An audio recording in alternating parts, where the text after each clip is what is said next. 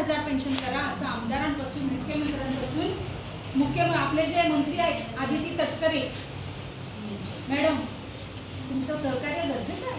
ह्या महिलांची अवस्था बघा कशी. तुमच्याकडे काहीतरी पद आहे, तुम्ही चांगल्या याच्यावरती आहात, तुमच्या महिलांशी संपर्क येतो, तर तुम्ही सगळ्यांनी काय करा, त्याच्यासाठी सहकार्य करा. आपला आता लढा चालू आहे. काय आहे? 5,000 रुपये. मॅडम, यांचं काय करायचं आहे आपल्याला? संजय गांधी निराधार पेन्शन किती करायची आहे? आणि तुम्ही म्हणू नका त्या करतायत आपलं झोपताव आम्ही. हां, आता त्या पण बोलवतात महिला येत नाहीत, मग कंटाळतात. पण आपण बाहेर पडलं तर आपल्या पण विविध अडचणी असतात. पण थोडा वेळ आपण काढला पाहिजे. कोणासाठी? स्वतःसाठी. आम्ही मुख्यमंत्र्यांपासून आता ही सुद्धा कार्यशाळा व्हावी म्हणून आम्ही पत्रव्यवहार केलेत, तेव्हा ती सगळीकडे होतीये. तुमचा एक दिवस असतो. कुठला दिवस असतो माहिती का? जसा जागतिक महिला दिन असतो ना, तसा जागतिक विधवा दिन असतो. माहितीये कुठला असतो तुमचा दिवस? तुम्हाला माहितीये का?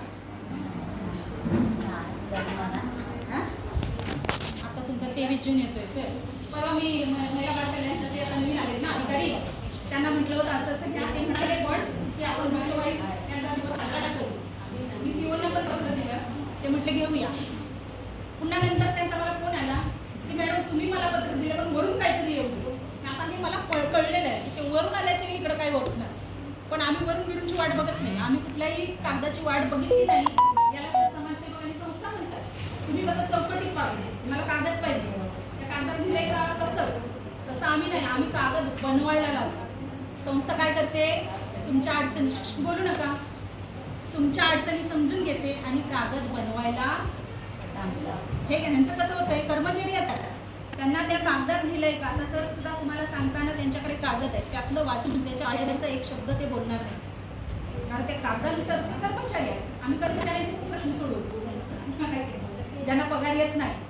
आता मला बरेच मनरेगामध्ये मी माझी निवड झाली, मग मनरेगाच्या ऑफिसमध्ये गेले, म्हटलं कोण कोण आहे मला यादी द्या.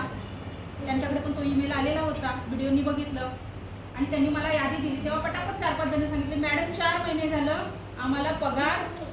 म्हटलं हे बरं आहे, समाजसेवक उपाशी, तिथं तुम्ही 4 महिने काम करताय, तुम्ही पण उपाशी. आमच्या बाईला 1,500 पेन्शन वाढतच नाही. काय चाललंय? म्हणून आपल्याला जेव्हा आपल्याला वाटेल तेव्हा आपली परिस्थिती बदलली पाहिजे. यात आपण बाहेर पडलं पाहिजे. एवढ्या सोन्यासारख्या संधी आपल्याकडे आलेल्या आहेत. तुमच्यामध्ये हिंमत नसेल किंवा कागदपत्र गोळा करताना एका महिलेला 7 वर्ष रॅशन कार्ड मिळत नव्हतं. 7 वर्ष रॅशन कार्ड नाही. 2 मुलं, नवरा कोल्हापूरला, जाळून मारत होता सगळ्यांना. चल म्हटलं माझ्यावर तहसीलदार कार्यालयात गेली. त्या यादव मॅडमचं काय पेपरमध्ये आपल्या बातम्या असतात, सगळ्यांना माहिती आहे. चक्रवर्ती संस्था ओळखतात ते. यादव मॅडम एवढ्या चांगल्या होत्या, पूर्वीच्या होत्या त्या. त्यांना मी समजून सांगितलं, ज्याच्या घरात 4 व्हीलर आहे, ट्रक आहे, त्याला तुम्ही बरोबर सगळं BPL मध्ये देताय. ही बाई म्हटलं खरी गरजू आहे, तिला काय नाही देत. यादव मॅडमनी 1 मिनिट विचार केला नाही. म्हणाले तलाट्यांना सांगा तिचं उत्पन्न 21,000 करायचं. ते पण आता आपण बदलतोय, 21,000चं 50,000 करा म्हणून मुख्यमंत्र्यांना आम्ही पत्र दिलेलं आहे. म्हणजे आता मला कळलेलं असल्यामुळे इकडे कोणाशी सांगतच बसायचं नाही, डायरेक्ट मुख्यमंत्र्यांनाच कडे जायचं. आता आम्ही निघालो भेटायला.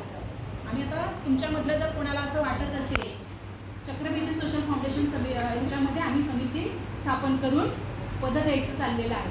ज्यांना असं वाटतंय की एकल विधवा महिलांसाठी आपण काहीतरी करावं, आपल्या आजूबाजूला त्या आहेत त्यांच्यासाठी काहीतरी करावं असं ज्यांना वाटेल त्यांनी आमच्या संस्थेशी जोडलं गेलं तरी चालेल. आता आपण 1 लाखाच्या वस्तू, टी स्टॉल पूर्ण मोफत दिलेले आहे. रत्नागिरीमध्ये पण आहे.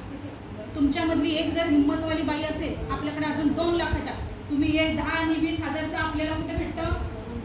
त्यांचे 2 लाख रुपये घ्या, 10% निधी. तुम्हाला आता मॅडमनी सांगितलं ना, रामनंग मॅडमनी योजना सांगितल्या ना, त्या कितीच्या आहे? पूर्ण वर्षाच्या 2 लाख आहे.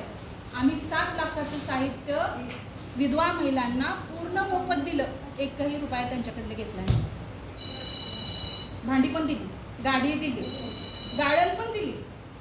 तुमच्यामध्ये जर हिंमत नसेल तर तुम्ही आमच्यापर्यंत संस्थेपर्यंत या, तुम्हाला ती आपण मदत करू. आज त्या महिला 7 वर्ष तिला रॅशन कार्ड नव्हतं, आज तिला रॅशन कार्ड मिळालं.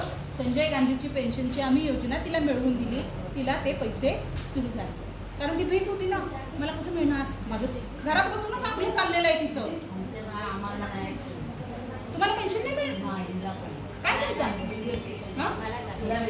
दर महिन्याला मिळते. बरं, तुमच्या मुलांना जर विधवा निर्गल महिला, सगळ्यांनी ऐका जरा,